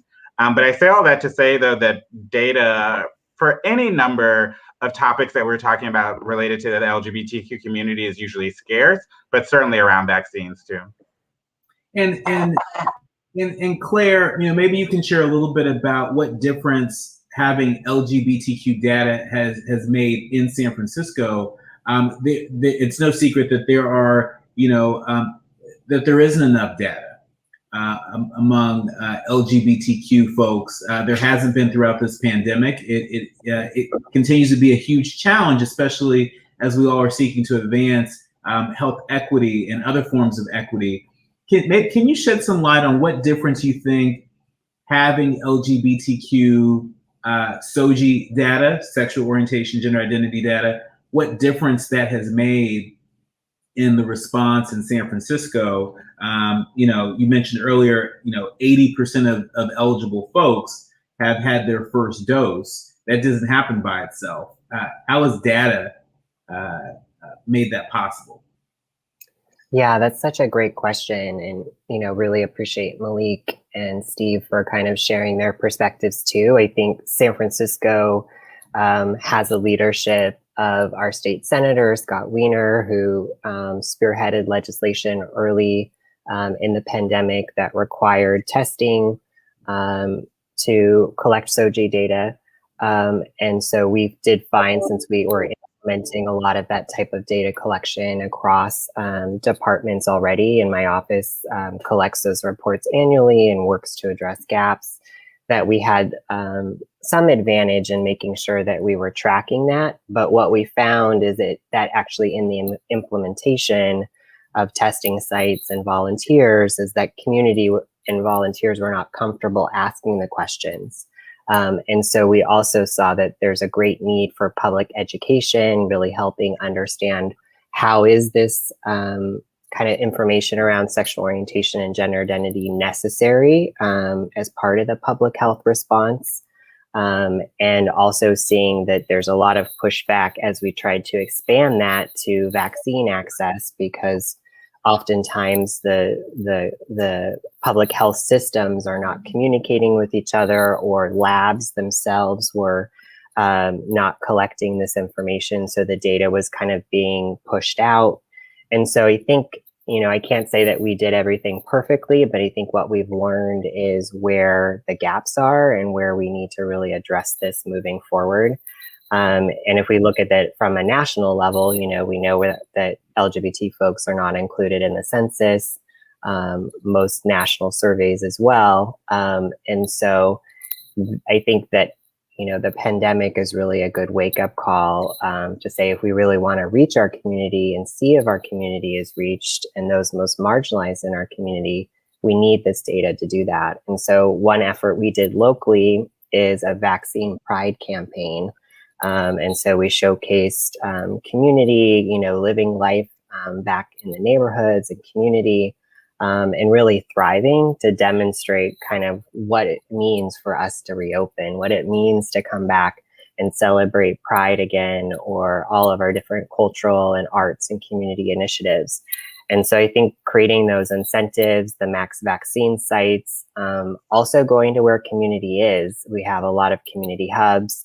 The mayor granted out $15 million to a Latino task force to do initiatives throughout kind of our mission and Latino districts throughout the city, invested in arts and culture programs to make sure that we're having these kind of vaccine hubs and pop-up sites throughout the city. And so I think if we, we can continue to talk about equity in terms of how we're reaching folks, but if we're not investing the dollars to create those kind of community-led solutions, oftentimes I think we can miss the mark. And so I think all of the cities on the call really have done that, thanks to the leadership of our mayors. Can I possibly add something? Absolutely. Hearing Claire just reminded me of one of the things, and I believe that all the cities have done this as well. When I talk about vaccine delayed, we know that sometimes we have to take the vaccine to the people. So one of the things that we have done, and one of the things Mayor Bowser's laid on, is vaccination pop-up sites. So we have gone to areas of the city where people are, and we've set up vaccines, and we've offered some incentives for persons to get the vaccination outside of that site. So for Pride and other LGBTQ establishments, we work with some of the local establishments. We had a vaccine pop-up at a bar. We offered a free shot for a free shot. So we asked residents to come get a shot and get a shot. And it was supremely successful with our LGBTQ partners. And it was so successful, we implemented and replicated that across the district and other initiatives. So I just wanted to mention that as well. A free shot for a free shot? Oh, y'all getting really fancy there. That's really something. That's a genius idea. Oh wow! Oh, okay. Hopefully George Clooney is listening. He may be a part of a public-private partnership. You never know. I want to shift gears a little bit, and I want to play a game of connect the dots, right? Because we have, this COVID-19 pandemic, has exposed a lot of the inequities, has exacerbated a lot of inequities. I think all of you have echoed that point. And part of how it's exacerbated some inequities has been access to high-speed internet. We are coming together today virtually in different times we might come together in person, but right now the safest way to do it and the most efficient way to do it is virtual. How has access to high-speed internet, how has it helped your communities weather the pandemic? And how has limited access to high-speed internet, how has it made the pandemic more difficult for members of the LGBTQ community, particularly folks that are typically underserved, the trans community, etc.? Claire, do you want to take that question? You want to start us off? Yeah, I think that's such a great question. I think some ways kind of more broadly connected with underserved community is creating more super hotspots across the city to really address, SROs, oftentimes residents or kind of group housing facilities that didn't necessarily have high-speed internet. And then also working with providers. San Francisco is one of the tech capitals of the world. And so there's no excuse for us to have kind of such a digital divide that we have. And so I think continuing to make sure that the marketplace is competitive and that we have providers that are giving back and supporting community. Some examples of where we kind of supported this for the LGBT community is really working. The mayor in her proposed budget this year is launching a mental health program and digital literacy program for LGBT seniors, which will provide devices and digital access, Wi-Fi access to over 500 seniors. And I think these types of initiatives, whether it's helping our students and families who were having to do school from home, have access is so important. And then what we've heard from our kind of CBOs and community organizations is that so many of the groups and the support systems and meal nights and so forth were all switched off. And so the virtual programming, if you don't know how to Zoom or you don't have access, so we also need to make sure that there's that education piece as well as access to the devices. And so we have a free phone program, and then looking at other initiatives to make sure that everybody has a way to be connected, and then focusing on communities that are most impacted and low income community or neighborhoods and our seniors, because the pandemic, again, has really just elevated something that we already know. Our seniors have been disconnected and dealing with isolation. So how can really address those specific needs? So we've heard that the city and county of San Francisco is really leading the way in terms of addressing the digital divide through hotspots, through working with providers, to make the marketplace more competitive. We're learning that in the city and county of San Francisco, you all have launched this digital literacy program for seniors, reaching over 500 seniors, or the potential to reach over 500 seniors. That's tremendous. That's tremendous. What are you all doing in Atlanta? And Malik, talk to us a little bit about how access to high-speed internet, how's it helped the communities that make up Atlanta through weather the pandemic, and how has it limited access to high-speed internet? How has limited access to high-speed internet, how has it made the pandemic a bit more challenging, more difficult for members of the LGBTQ? Yeah, thank you. And Claire, I'll just say I loved hearing about that LGBTQ Elder Initiative, and I will definitely be looking into it. Thank you. But yeah, one of the first things that the mayor did was reach out to our partners at APS, which are Atlanta Public Schools, and partner on devices and what they needed to make sure that the students got connected to Wi-Fi safely during their transition to remote learning. I'll say, the biggest thing that we noticed, especially for me, what comes to mind is the Mayor's LGBTQ Opportunity Fair that we talked about. That was a virtual event, and making sure that even if you didn't have access to like a device or stable internet, that you were still able to participate. So we partnered with folks like T-Mobile and Goodwill to make sure that there were centers set up around the city. So if folks didn't have access to a device or internet, that they still were able to participate and get connected to those job opportunities, especially, LGBTQ youth. And that's one of the other things we've been talking about with T-Mobile, knowing that LGBTQ youth face higher rates of homelessness or experiencing homelessness on the streets, making sure that we can also connect them to technology and internet. Because I think, as you mentioned earlier, the more you're able to connect to internet and broadband, the more opportunities that you're able to have and the more resources you're able to find and get connected to.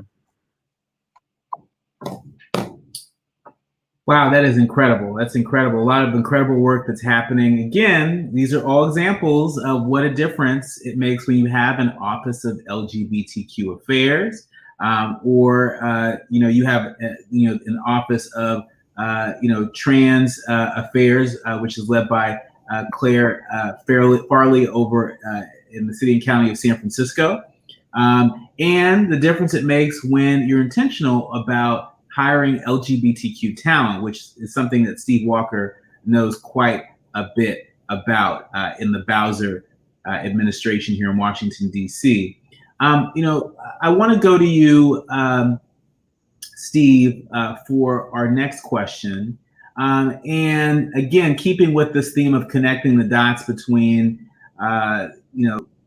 really overcoming the challenges of the pandemic and addressing the opportunities that high-speed internet offers as we all start to see a little bit of light at the end of the tunnel. Right now, between the emergency broadband benefit and the Biden-Harris administration's proposal to make some pretty historic investments in high-speed internet, how might these sorts of investments make a material difference in the lives of LGBTQ constituents in the District of Columbia.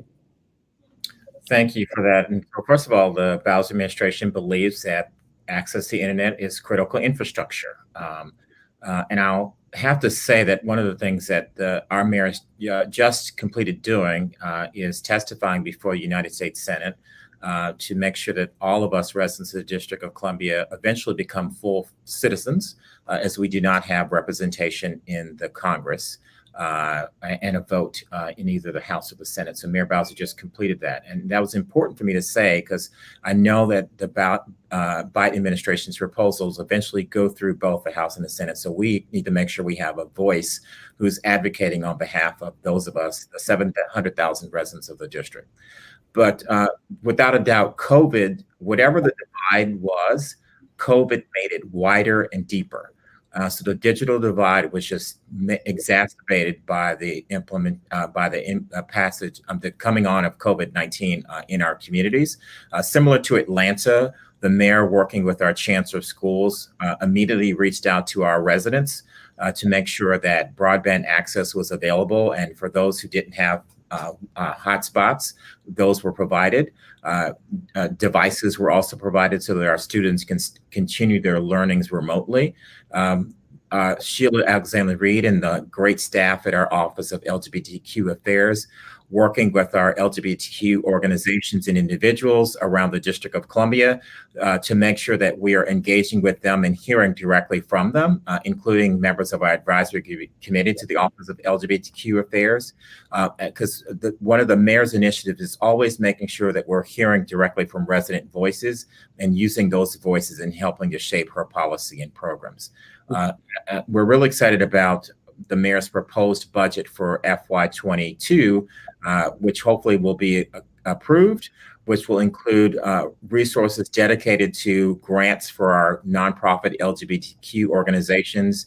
We have a grants program that we did with an LGBTQ organization to provide digital internet, especially for members of the trans community.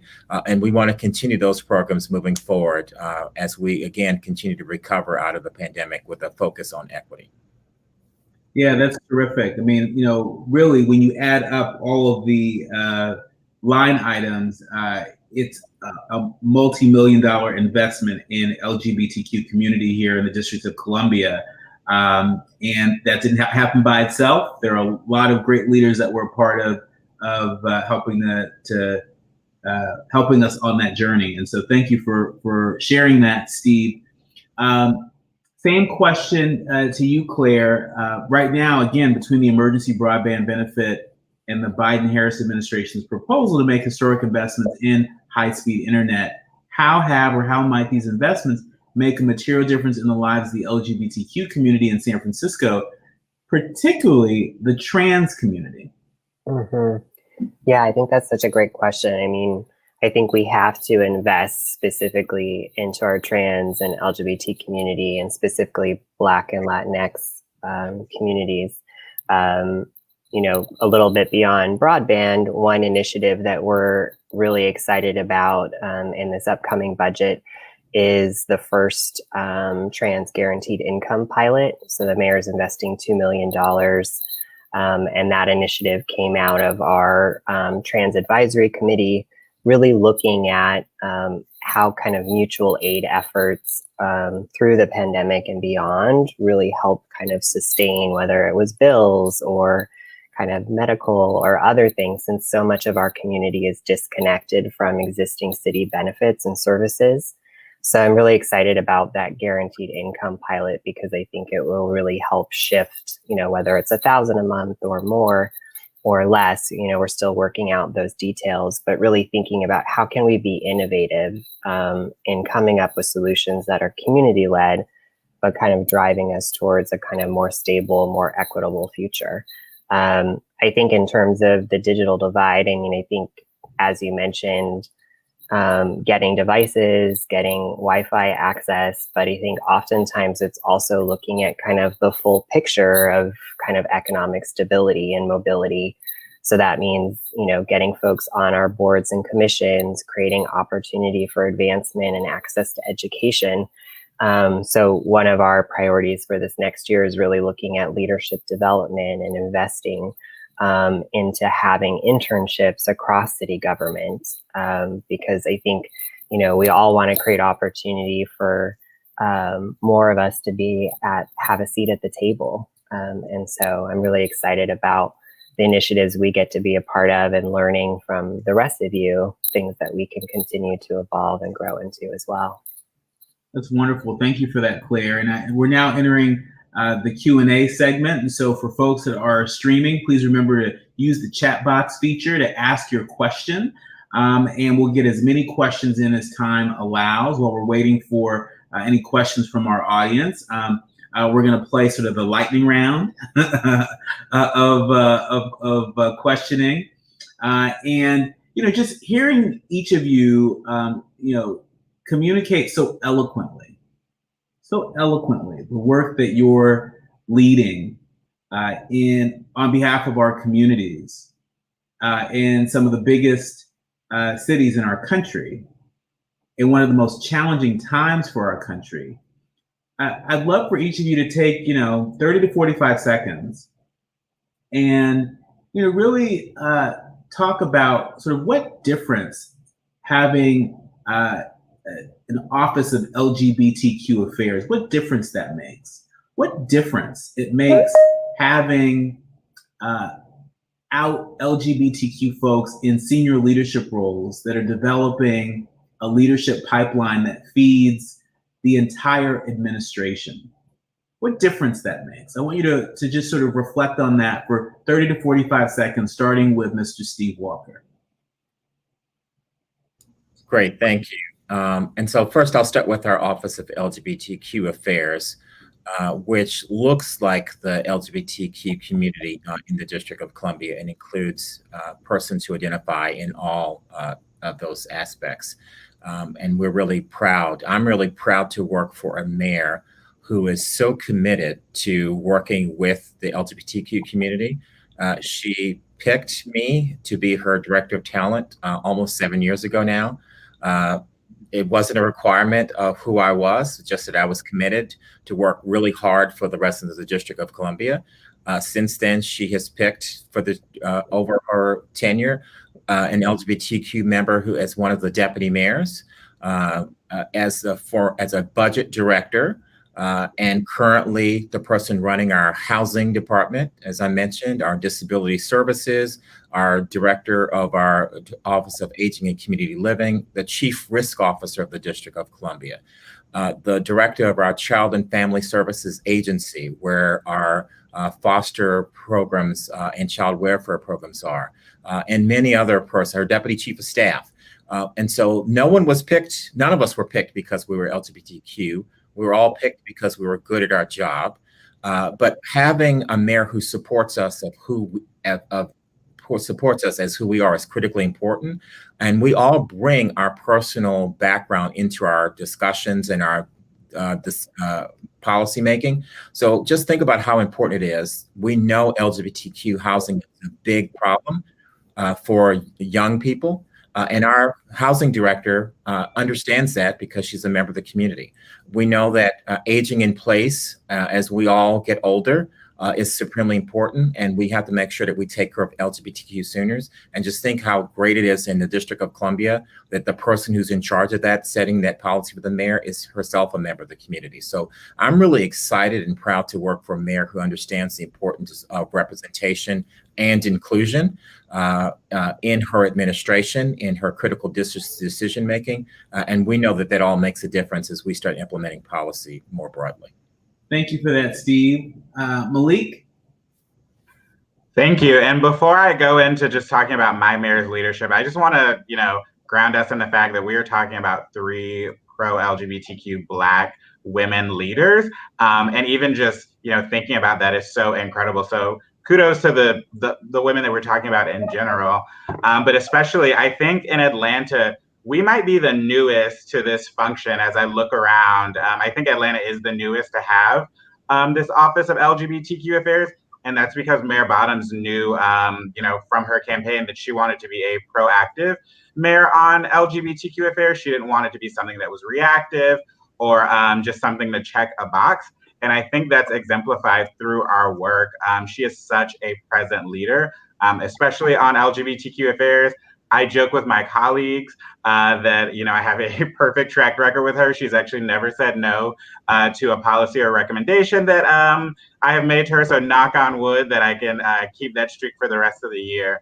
But it really, starts at the top. And, like Steve mentioned, having people in place that, are openly LGBTQ. The one that comes to mind for me is the mayor's senior advisor. And so she goes to him for almost everything. Some of the mayors watching probably have worked with him. His name's Rashad Taylor. He's a Morehouse alum. He's openly gay. And so having, someone that really advises the mayor and really is interacting with her on a daily basis has just been so helpful. But, as I can say about any of the mayors listed, Mayor Bottoms has just been an incredible leader and an incredible ally. And Claire? Yeah, no, this is such a great question. I think I'm really inspired by, the fact that 15% of our boards and commissioners are LGBT. We have, I think close to a dozen LGBT department heads. I'm still the only trans department head, but I feel like there's always more work we can do. And, I think really thinking about, how do we track and measure this growth? As we talked about earlier, there's very little data. So today we're announcing legislation that the mayor is co-sponsoring to expand data collection efforts across city employees to include LGBT and gender identity, both in surveys and post-hire assessments, but to really help us get a better sense of how we can measure and track equity in our hiring practices. Even during the pandemic, we've trained over 2,000 employees on trans and LGBT inclusion over, video conference. And we're a very small and mighty team, but I think we really need to make sure that our workplaces and city government is safe as we continue to open the table. And so that's been a priority of ours, is to really both legislate, but also how are we implementing legislation to make sure that it's working and investing into the community. That's terrific. That's terrific. And thank you for the breaking news, Claire. The fact that Mayor Breed is co-sponsoring that legislation to expand data collection among employees, and they're tracking equity more closely in hiring, including sexual orientation and gender identity. That is tremendous. What a tremendous demonstration of leadership. I often say no data, no justice, right? And so it's great to see Mayor Breed running with that and running alongside so many great Black women mayors.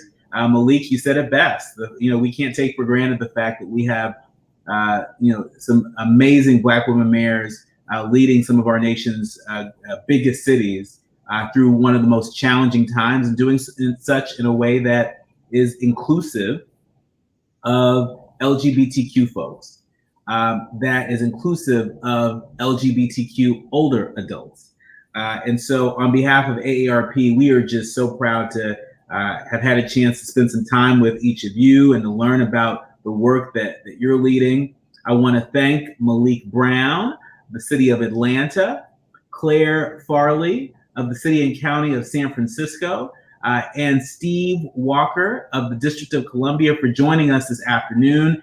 I want to thank all of you for your commitment to our community, for your representation of your cities. Please continue breaking barriers and blazing trails, not just during Pride Month, but throughout the year. Thank you all very much for joining us, and I'd like to send it back to the team at the African American Mayors Association. On behalf of AARP, thank you.